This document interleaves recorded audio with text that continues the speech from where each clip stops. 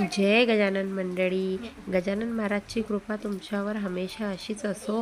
बाहेर किती पाऊस पडत होता. आज बाप्पाला घरी आणायचा दिवस होता, पण पावसाने ते इतका वैताग आणलेला आहे की मी तुम्हाला काय सांगू. रातची हरतालिकेची पूजा झालेली होती. सकाळी उठून तिला नैवेद्य वगैरे दिलं, हरतालिके माताची आरती वगैरे करून घेतली आणि त्यांची विदाईची मी पूर्ण तयारी केलेली आहे. आणि मग नंतर मी किचनमध्ये आले. किचनमध्ये येऊन बघते तर हा बघा, हा आतापर्यंत याचा राग काही तोंडावरून गेलेला नाही आहे. त्याच्या मनात काय आहे काय, पण मला सगळं माहिती आहे. ते काय झालं ना, रात्री आम्ही याला घुमायला घेऊन नव्हतं गेलो, कारण की त्यालाच माहिती काहून नाही घेऊन गेलो. ह्याला नका नेऊ, त्याला नका नेऊ, बस त्याच्या त्याच गोष्टी असतात की अरे जायचं तर आपण पुरा परिवार जाऊन ना, असं थोडी आहे की याला नका नेऊ त्याला नका नेऊ. मग बस फुगून त्यालाच नाही नेलं. जो ज्याच्या बाऱ्यात गलत सोचतो ना, त्याला तोच खड्ड्यात पहिले पडत असतो. बघितलं बाहेर इतक्या जोरात आवाज आलेला आहे.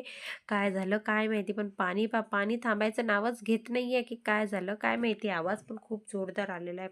पण घरामध्ये बघा बाप्पाची मी तयारी अशी केलेली आहे. छानपैकी मी ही तयारी केलेली आहे बाप्पाची. मग आरती वगैरेची तयारी केली आणि हे लेकरांना बोलवा. लेकरं कोणीच यायला तयार नव्हते. सध्या सगळ्यांच्या घरात बसलेले ना गणेशजी, म्हणून ते त्यांच्या घरातली तयारी. पहिला दिवस तर असाच असतो. मग लेकरं येतात.